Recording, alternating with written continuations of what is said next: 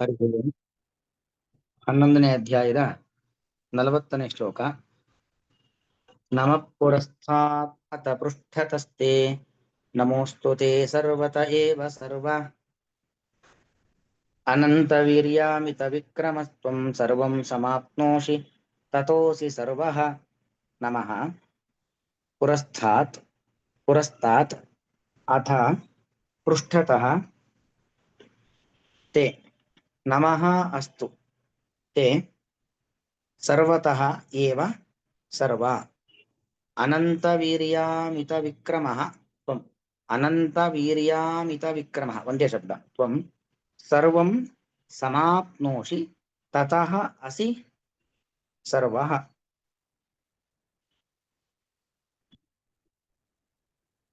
ಒಂದು ವೇದ ಮಾತು. ಇಲ್ಲಿ ಅರ್ಜುನ ಕೃಷ್ಣನನ್ನ ಸರ್ವ ಅಂತ ಕರೆದಿದ್ದಾನೆ.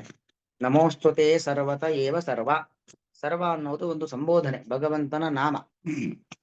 ಸರ್ವಂ ಖಲ್ವಿದಂ ಬ್ರಹ್ಮ, ಎಲ್ಲವೂ ಪರಮಾತ್ಮ ಅಂತ ಶ್ರುತಿವಾಕ್ಯ ಹೇಳುತ್ತೆ. ಸರ್ವಂ ಛಾಂದೋಗ್ಯೋಪನಿಷತ್ತಿನ ಒಂದು ಮಾತು. ಈ ಎಲ್ಲವೂ ಭಗವನ್ಮಯವಾದದ್ದು. ದೇವರು ಎಲ್ಲಾ ಕಡೆ ಇದ್ದಾನೆ, ದೇವರು ಎಲ್ಲರಲ್ಲೂ ಇದ್ದಾನೆ. ಹಾಗಾಗಿ ಎಲ್ಲವೂ ಕೂಡ ಬ್ರಹ್ಮನಿಂದ ನಿರ್ಮಾಣವಾದದ್ದು. ಎಲ್ಲವೂ ಕೂಡ ಬ್ರಹ್ಮನ, ಭಗವಂತನ ಅಧೀನದಲ್ಲಿ ಇರುವಂತದ್ದು. ಹಾಗಾಗಿ ಸರ್ವ ಸರ್ವ ಅಂತ ಹೇಳಿದ್ರೆ ಪರಿಪೂರ್ಣ ಅಂತ ಅರ್ಥ. ನಾವು ಇದನ್ನು ಹೇಳ್ತೀವಿ, ಸರ್ವ ಶಿವಸ್ಥಾಣು ಅಂತ ವಿಷ್ಣು ಸಹಸ್ರನಾಮದಲ್ಲೂ ಹೇಳ್ತೀವಲ್ವಾ. ಅಲ್ಲಿಗೆ ಸರ್ವ ಶಬ್ದಕ್ಕೆ ಅರ್ಥ ಏನು ಅಂದ್ರೆ ಪರಿಪೂರ್ಣ ಅಂತ ಅರ್ಥ. ನೀನು ಸರ್ವ ಶಬ್ದಕ್ಕೆ ಹೇ ಪರಿಪೂರ್ಣನೇ ಅಂತ ಸಂಬೋಧನೆಯನ್ನ ಮಾಡಿ, ಪರಿಪೂರ್ಣನಾದಂತ ಭಗವಂತನೇ. ಸರ್ವ ಅಂದ್ರೆ ಸರ್ವವ್ಯಾಪಿಯೇ, ಎಲ್ಲ ಕಡೆ ಇರುವವನು. ನೀನು ಇಲ್ಲದೆ ಇರತಕ್ಕಂಥ ಜಾಗವೇ ಇಲ್ಲ, ಎಲ್ಲಾ ಕಡೆ ವ್ಯಾಪಿಸಿಕೊಂಡು ಇರತಕ್ಕಂಥ ಭಗವಂತನೇ ಎಂಬ ಅರ್ಥವನ್ನ ಹೇಳಿ, ನಾವು ಮನುಷ್ಯರಿಗಾಗಬೇಕಾದ್ರೆ ಇದು ತಲೆ, ಇದು ಕಾಲು, ಇದು ಹೊಟ್ಟೆ ಅಂತ ಗೊತ್ತಾಗತ್ತೆ. ಇದು ಮುಂಭಾಗ, ಇದು ದೇಹದ ಹಿಂಭಾಗ ಅಂತ. ಭಗವಂತನಿಗೆ ಅವನ ಅವಯವಗಳಲ್ಲಿ ವ್ಯತ್ಯಾಸ ಇಲ್ಲ. ತಲೆ ಅಂದುಕೊಳ್ಳೆ ಮೇಲಿನ ಭಾಗ ಶ್ರೇಷ್ಠ, ಕಾಲು ಅಂದುಕೊಳ್ಳೆ ಅದು ಕೆಳಗಿನ ಭಾಗ ಕನಿಷ್ಠ. ಇದು ಮನುಷ್ಯರಿಗೆ ಮಾತ್ರ. ಆದರೆ ಭಗವಂತನಿಗೆ ಆತರ ಇಲ್ವೇ ಇಲ್ಲ.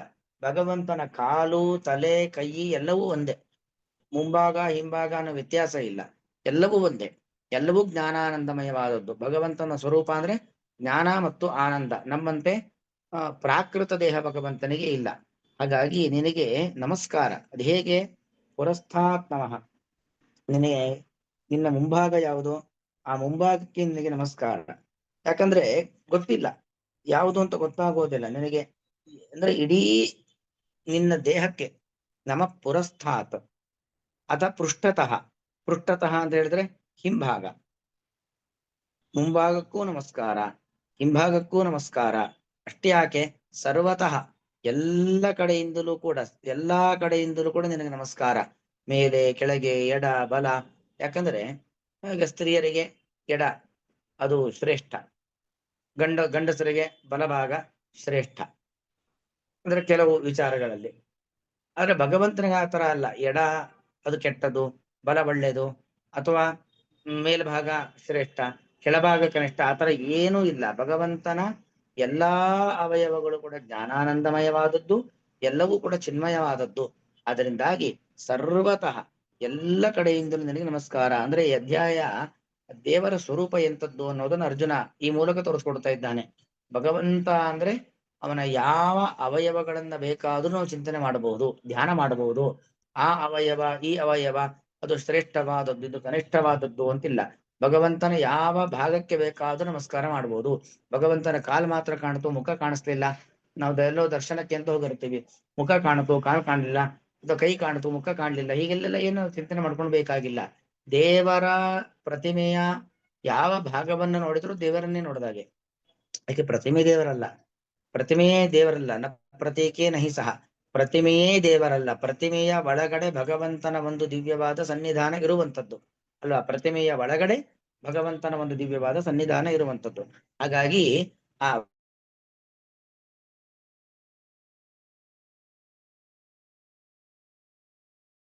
ಆದದ್ದು ಯಾವ ವ್ಯತ್ಯಾಸಗಳನ್ನು ಒಳಗೊಂಡದ್ದಲ್ಲ. ಹಾಗಾಗಿ ನಿನಗೆ ಮುಂಭಾಗಕ್ಕೆ ನಮಸ್ಕಾರ, ನಿನ್ನ ಹಿಂಭಾಗಕ್ಕೆ ನಮಸ್ಕಾರ, ನಿನ್ನ ಎಲ್ಲ ಕಡೆಯಿಂದಲೂ ಸರ್ವತ ಏವ ಎಲ್ಲಾ ಕಡೆಯಿಂದಲೂ ಕೂಡ ನಿನಗೆ ನಮಸ್ಕಾರ. ಅನಂತ ವೀರ್ಯ ಮಿತ ವಿಕ್ರಮ ತ್ವಂ ತ್ವಂ ಅನಂತ ವೀರ್ಯ ಅಮಿತ ವಿಕ್ರಮ. ಅನಂತ ವೀರ್ಯ ಇದು ಸಂಬೋಧನೆ. ಅನಂತ ಅದು ಒಂದು ಎರಡು ತರದ ನೋಡ್ಬೋದು. ಅನಂತ ವೀರ್ಯ ಅಂತ ಪ್ರತ್ಯೇಕ ಪದ ಮಾಡಿಕೊಂಡು ತ್ವಂ ಅಮಿತ ವಿಕ್ರಮ ಪ್ರತ್ಯೇಕ ಮಾಡ್ಕೊಳ್ಬಹುದು. ಅನಂತ ವೀರ್ಯ, ಅನಂತ ವೀರ್ಯ ಅಂದ್ರೆ ನಿನ್ನ ಪರಾಕ್ರಮ ಇದೆಯಲ್ಲ ಅದು ಲೆಕ್ಕ ಹಾಕ್ಲಿಕ್ಕೆ. ವೀರ್ಯ ಅಂದ್ರೆ ಶಕ್ತಿ, ಸಾಮರ್ಥ್ಯ, ಪರಾಕ್ರಮ. ಅದು ಅನಂತ, ಲೆಕ್ಕವಿಲ್ಲದಷ್ಟು, ಎಣೆ ಇಲ್ಲದಷ್ಟು. ಯಾರೂ ನಿನ್ನ ಸಾಮರ್ಥ್ಯವನ್ನ ಮೀರಿಸ್ಲಿಕ್ಕೆ ಆಗೋದೇ ಇಲ್ಲ. ನೀನು ಅನಂತ ವೀರ್ಯ.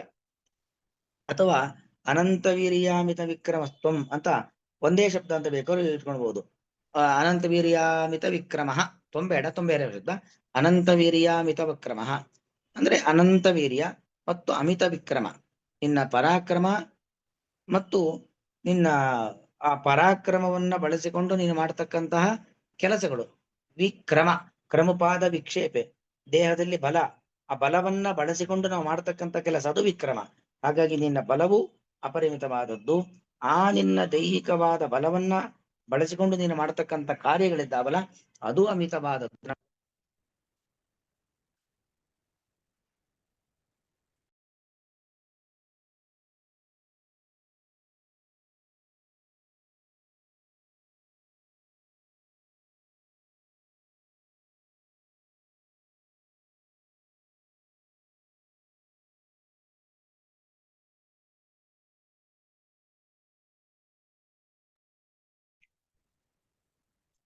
ಏನು ಕೇಳಿಸ್ಲಿಲ್ಲ ಆಚಾರ್ಯ. ಹೌದು ಆಚಾರ್ಯ, ಕೇಳಿಸ್ತಿಲ್ಲ.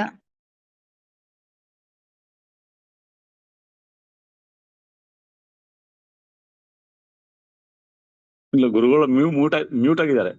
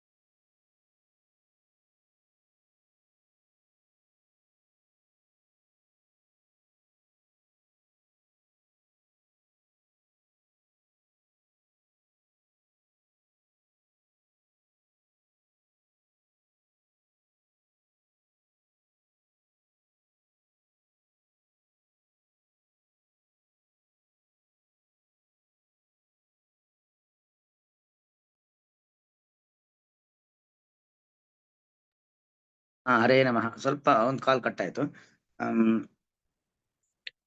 ಹೀಗೆ ಅನಂತ ವೀರ್ಯ ಅಮಿತ ವಿಕ್ರಮಸ್ತ್ವಂ ಅಂದ್ರೆ ಅವನ ದೇಹದ ಬಲ ಮತ್ತು ಅದನ್ನ ಬಳಸಿಕೊಂಡು ಮಾಡುವಂತ ಕಾರ್ಯಗಳು ಅದೆಲ್ಲವೂ ಕೂಡ ಅಮಿತ, ಲೆಕ್ಕಕ್ಕೆ ಸಿಗುವುದಿಲ್ಲ ಅಂತ ಅರ್ಥ. ಹಾಗಾಗಿ ನೋಡಿ ಅಲ್ಲಿ ಇನ್ನೊಂದು ತರ ಹೇಳ್ತಾರೆ, ವೀರ್ಯ ಮತ್ತು ವಿಕ್ರಮ. ಅನಂತ ವೀರ್ಯ, ಅಮಿತ ವಿಕ್ರಮ. ಅನಂತ ಅಂದ್ರು ಅಮಿತ ಅಂದ್ರು ಒಂದೇ ಅರ್ಥ, ಲೆಕ್ಕಕ್ಕೆ ಸಿಗದಷ್ಟು ಅಂತ ಅರ್ಥ. ವೀರ್ಯ ಅಂದ್ರೆ ಶರೀರದ ಬಲ ಅಂತ ಅರ್ಥ. ವೀರ್ಯ ಅಂದ್ರೆ ದೇಹದ ಬಲ. ಇನ್ನು ವಿಕ್ರಮ ಅಂತ ಹೇಳಿದ್ರೆ ಶಸ್ತ್ರಪ್ರಯೋಗ ಕೌಶಲ, ಶಸ್ತ್ರಪ್ರಯೋಗ ಕೌಶಲ ಅಂತ ಅರ್ಥ. ಇದೊಂಥರ ವ್ಯಾಖ್ಯಾನ. ವನಮಾಲಿ ಮಿಶ್ರರು ಅಂತ ಅವ್ರು ಹೀಗೆ ಬರೀತಾರೆ. ವೀರ್ಯ ಅಂದ್ರೆ ದೇಹದ ಬಲ. ಈಗ ಮುಷ್ಟಿ ಯುದ್ಧ ಅದೆಲ್ಲ ಮಾಡ್ಬೇಕಾದ್ರೆ ದೇಹದ ಬಲ ಬೇಕು. ಇನ್ನು ತನ್ನಲ್ಲಿ ಇರತಕ್ಕಂಥ ಅಸ್ತ್ರಗಳನ್ನ ಪ್ರಯೋಗ ಮಾಡುವಂತ ಬಲ, ಸುದರ್ಶನಾಸ್ತ್ರವನ್ನ ಬಿಡಬೇಕು, ಗದಾ ಪ್ರಹಾರ ಮಾಡಬೇಕು, ಖಡ್ಗವನ್ನ ಬಳಸಬೇಕು, ಬಾಣ ಪ್ರಯೋಗ ಮಾಡಬೇಕು. ಅದಕ್ಕೆ ಬೇಕಾಗಿರ್ತಕ್ಕಂಥ ಕೌಶಲಕ್ಕೆ ವಿಕ್ರಮ ಅಂತ ಹೆಸರು. ಈ ರೀತಿಯಾಗಿರ್ತಕ್ಕಂಥ ಒಂದು ಅರ್ಥನೂ ಕೂಡ ಇದೆ. ಈ ಎರಡೂ ಕೂಡ ನಿನ್ನ ಶಾರೀರಿಕವಾದ ಬಲ, ಏನು ಶತ್ರುಗಳನ್ನ ಅಸುರರನ್ನ ಪುಡಿ ಮಾಡ್ಲಿಕ್ಕೋಸ್ಕರವಾಗಿ ನೀನು ಶರೀರದ ಬಲ ಬಳಸ್ತಿಲ್ಲ, ಅದು ಅಮಿತವಾದದ್ದು, ಲೆಕ್ಕಕ್ಕೆ ಸಿಗದಷ್ಟು ಅನಂತ ಬಲ. ಇನ್ನು ಅದೇ ಶತ್ರುಗಳನ್ನ ಪ್ರಯೋಗ ಮಾಡ್ಲಿಕ್ಕೆ ಯಾವುದೇ ಲೋಕದಲ್ಲಿದ್ರೂ ಕೂಡ, ಉದಾಹರಣೆಗೆ ದೂರ್ವಾಸರು ಪ್ರಯೋಗ ಮಾಡಿರ್ತಕ್ಕಂಥ ಕೃತ್ರಿಮ, ಅದನ್ನ ಹಿಮ್ಮೆಟ್ಟಿಸ್ಲಿಕ್ಕೆ ಭಗವಂತ ತಾನಿದ್ದ ಜಾಗದಿಂದಲೇ ಸುದರ್ಶನಾಸ್ತ್ರವನ್ನ ಬಿಟ್ಟ ಅಲ್ವಾ. ಆ ಸುದರ್ಶನಾಸ್ತ್ರ ದುರ್ವಾಸರನ್ನ ಎಲ್ಲಾ ಕಡೆ ತಿರುಗಾಡಿಸಿ ಭಗವಂತನ ಬಳಿಗೂ ಹೋಗಿಸಿ ಮತ್ತು ವಾಪಸ್ ಅಂಬರೀಷನ ಬಳಿಗೆ ತಂದು ಬಿಡುತ್ತದು. ಅಂದ್ರೆ ಅಷ್ಟು ತಿರುಗಾಡಿಸುವಂತ ಶಕ್ತಿ ಒಂದು ಜಡವಾದ ಅಸ್ತ್ರಕ್ಕಿರ್ಲಿಕ್ಕೆ ಸಾಧ್ಯವಾ? ಇಲ್ಲ. ಹಾಗಾಗಿ ಅದಕ್ಕೂ ಅಮಿತವಾಗಿರತಕ್ಕಂಥ ಬಲ. ಹಾಗಾಗಿ ನಿನ್ನ ದೇಹದ ಬಲ ಮತ್ತು ನೀನು ಬಳಸ್ತಕ್ಕಂಥ ಶಸ್ತ್ರಗಳ ಬಲ ಇದೆಲ್ಲವೂ ಕೂಡ ಅಪರಿಮಿತವಾದದ್ದು ಅನ್ನೋದು ಒಂದರ್ಥ. ಅಥವಾ ಎರಡು ಪ್ರತ್ಯೇಕವಾದ ಪದಗಳು, ಹಾಗೂ ಅರ್ಥ ಹೇಳಬಹುದು. ಅನಂತ ವೀರ್ಯ ಅಮಿತ ವಿಕ್ರಮ. ತ್ವಂ ಅಮಿತ ವಿಕ್ರಮ, ಲೆಕ್ಕಕ್ಕೆ ಸಿಗದಷ್ಟು ಪರಾಕ್ರಮ ಉಳ್ಳವನು. ಸರ್ವಂ ಸಮಾಪ್ನೋಷಿ, ನೀನು ಎಲ್ಲವನ್ನು ವ್ಯಾಪಿಸಿಕೊಂಡಿದ್ಯಾ, ಎಲ್ಲವನ್ನು ಕೂಡ. ಸರ್ವಂ ಖಲ್ವಿದಂ ಬ್ರಹ್ಮ, ಯಾವುದು ದೇವರಲ್ಲ ಹೇಳಿ, ಎಲ್ಲವೂ ಬ್ರಹ್ಮನೇ. ಅಂದ್ರೆ ಎಲ್ಲವೂ ಭಗವಂತನಿಂದ ನಿರ್ಮಾಣವಾದದ್ದು, ಅಥವಾ ಎಲ್ಲವೂ ಭಗವಂತನ ಅಧೀನದಲ್ಲಿರುವಂಥದ್ದು. ಅಂದ್ರೆ ರಾಜಾಯಂ ದೇಶ ಅಂತ ಇದೆ, ಈ ದೇಶವನ್ನೇ ಈ ರಾಜ ಅಂತ ಹೇಳೋದು. ಅದ್ರ ಉದ್ದೇಶ ಏನು? ಈ ದೇಶವು ಈ ರಾಜನ ಅಧೀನದಲ್ಲಿದೆ ಅಂತ ಅರ್ಥ. Indira is India, India is Indira ಇದ್ದ ಹಾಗೆ. ಹಾಗೆ ಸರ್ವಂ ಬ್ರಹ್ಮ, ಎಲ್ಲವೂ ಬ್ರಹ್ಮನ ಅಧೀನದಲ್ಲಿರುವಂಥದ್ದು ಅಂತ ಅರ್ಥ. ಸರ್ವಂ ಸಮಾಪ್ನೋಷಿ, ಎಲ್ಲವನ್ನೂ ಕೂಡ ವ್ಯಾಪಿಸಿಕೊಂಡಿದ್ದೀಯಾ, ಎಲ್ಲದರಲ್ಲೂ ನೀನಿದ್ದೀಯಾ, ಎಲ್ಲದರ ಒಳಗು ಎಲ್ಲದರ ಹೊಳಗು ಎಲ್ಲಾ ಕಡೆಯಲ್ಲೂ ಕೂಡ ನೀನಿದ್ದೀಯಾ. ಹಾಗಾಗಿ ನೀನು ಸರ್ವ ತಥೋಸಿ ಸರ್ವ. ಆದ್ರಿಂದ ನೀನು ಯಾಕೆ ಸರ್ವ? ನೀನು ಭಗವಂತನ ಸರ್ವ ಅಂತ ಸಂಬೋಧನೆ ಮಾಡ್ದ. ಸರ್ವತ ಏವ ಸರ್ವ ಅಂತ ಭಗವಂತನನ್ನ ಅರ್ಜುನ ಮೊದಲು ಸರ್ವ ಅಂತ ಕರೆದ. ಯಾಕೆ ಸರ್ವ? ನೀನು ಎಲ್ಲವನ್ನೂ ವ್ಯಾಪಿಸಿಕೊಂಡಿದ್ದೆ, ಎಲ್ಲದರಲ್ಲೂ ಇದೆ, ಎಲ್ಲದರ ಒಳಗು ಹೊರಗು ಎಲ್ಲಾ ಇರೋದ್ರಿಂದಾಗಿ ನೀನು ಸರ್ವ ಅಂತ ಹೇಳಿದ್ದು. ಸರ್ವ ಎಲೆ ಸರ್ವವ್ಯಾಪಿಯೇ.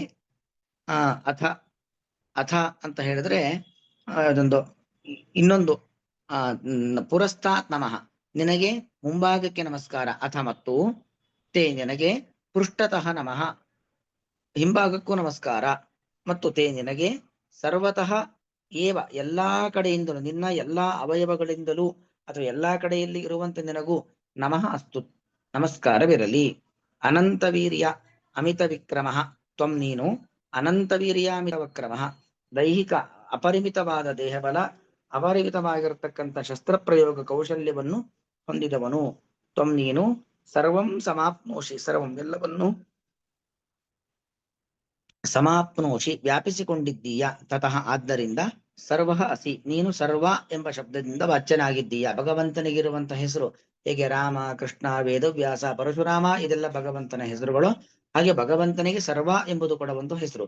ಯಾಕೆ ಸರ್ವ ಅಂತ ಹೆಸರು ಅಂತ ಹೇಳಿದ್ರೆ, ಎಲ್ಲ ಕಡೆಯಲ್ಲೂ ಎಲ್ಲವನ್ನೂ ವ್ಯಾಪಿಸಿಕೊಂಡು ನೀನಿದ್ದೀಯ, ಎಲ್ಲದರಲ್ಲೂ ನೀನಿದ್ದೀಯ.